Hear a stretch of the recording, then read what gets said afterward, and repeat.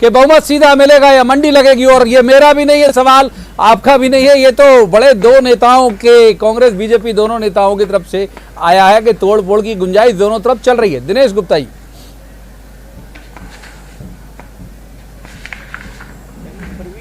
ये कम से कम ये संतोष की बात है, दोनों इस बात से सहमत हैं कि एक दूसरे के विधायकों को खरीद रहे हैं।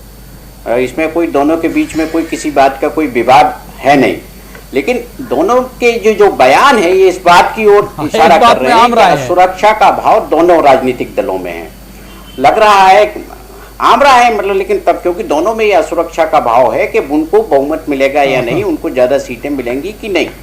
आप देखिए प्रमीत जी, जो मॉडल अब मध्य प्रदेश के सामने आया है वो मॉडल जो है ये है कि आपको इस्तीफा देकर चुनाव लड़ना होगा। अब वो फ्लोर क्रॉस करने से कोई काम नहीं होना। जिसमें इतना साहस हो कि वो दल बदल कर कर दोबारा चुनाव लड़े, वो शायद अब इस्तीफा देने के लिए तैयार होगा। अन्यथा वो जहां है वहां चुपचाप बैठा रहेगा और आप जो है कोई भी एक अनुमान लगाते रहिए, कुछ भी लगाते रहिए। इसके साथ साथ ये सबसे ज्यादा महत्वपूर्ण चीज है कि सबसे बड़ा राजनीतिक दल इन दोनों में से कौन होता है।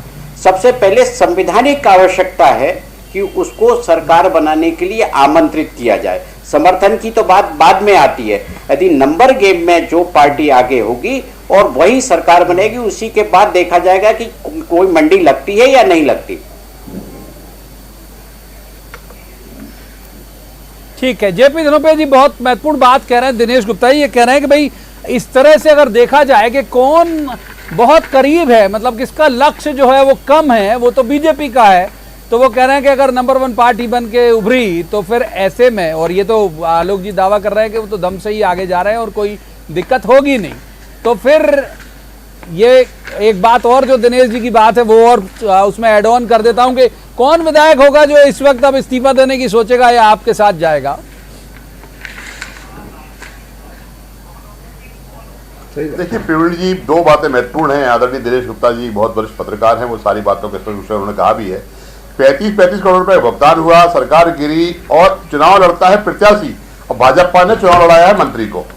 मंत्री कौन से कानून से बना दिया था, कौन से कैसे बनाया था? संविधान का लकूने का फायदा उठाकर उन्होंने उसकी संविधान की धज्जियां उड़ाते हुए एक व्यक्ति को प्रत्याशी बना दिया। 1 साल की विधायकी थी जिसमें इस्तीफा देकर गया था, उसको आपने मंत्री बना दिया, मंत्री चुनाव लड़ा दिया। मंत्री चुनाव कौन सा लड़ता है? जब सरकार का कार्यकाल पूरा हो जाता है, जो सरकार सत्ता में होती है, वो जो मंत्री होता है वो चुनाव लड़ता है। इन्होंने मंत्री बनाया, नया सिस्टम पैदा कर दिया मध्य प्रदेश के अंदर, एक नया सेटअप खड़ा कर दिया है, नया आइटम लेके आ गए ये लोग कि साहब अब तो मंत्री बना के चुनाव लड़ाई करेंगे, 5-5, 10-10 करोड़ में लोगों को पैसे करेंगे और चुनाव लड़ाई करेंगे। भैया मंत्री बनोगे आप, जीतोगे। मैं वही आपसे कह रहा हूं ना, तो इसी ये बात है कि कौन लड़ेगा, आप कोई नहीं लड़ेगा। लेकिन इस तरह हालात बने हैं ना, 35 करोड़ का भुगतान, मंत्री पद, सरकार आपके साथ, पूरे प्रशासन आपके साथ, कलेक्टर आपके साथ, मशीनरी आपके साथ, गोलियां चले तब भी रीपोलिंग नहीं होगी, आप बेफिक्र रहिए, स्याही लगे नहीं लगे मतदान माना जाएगा, महिलाओं को रोका जाएगा तो भी मतदान नहीं रुकेगा। पूरा गुंडागर्दी और सारी बाहुबली दिखाएंगे, कोई कुछ नहीं कहेगा कि पुलिस अपनी है, सरकार अपनी। ऐसे अगर होंगे तो चुनाव ऐसे ही होंगे। लेकिन मैं आपको बताना चाहता हूं कि आदरणीय आलोक संजय जी जो बोल रहे हैं कि हमारे पास पूरा बहुमत आ रहा है, तो ये बात जो उन्होंने कही है, मैं ऐसा कहता हूं धैर्य रखें। 10 तारीख को आपको मालूम पड़ जाएगा किसका आ रहा है। मैं आज को फिर कहना चाहता हूं दावे के साथ कि मध्य प्रदेश जनता ने बिकाऊ लोगों को पसंद नहीं किया है। उन्होंने इस देश के अंदर एक नया काम किया है कि लोकतंत्र के हत्यारे उनको स्वीकार नहीं किया है। और आप देखेंगे 28 से 28 सीटों पर कांग्रेस पार्टी बढ़ रहेगी और बहुत ज्यादा बहुमत के साथ चुनाव जीतेगी, क्योंकि लोगों ने इस बार जनता ने चुनाव लड़ा है, पार्टियों को चुनाव नहीं है। लोकतंत्र की हत्या करने वालों को घर बैठाने का काम किया है, लोकतंत्र की नई परंपराओं को गढ़ने वाले लोगों को दरकिनार किया है, लोकतंत्र को देश के अंदर बदनाम करने वाले लोगों को घर बैठा है। एक बार आलोक संजय जी का रुख कर लेते हैं।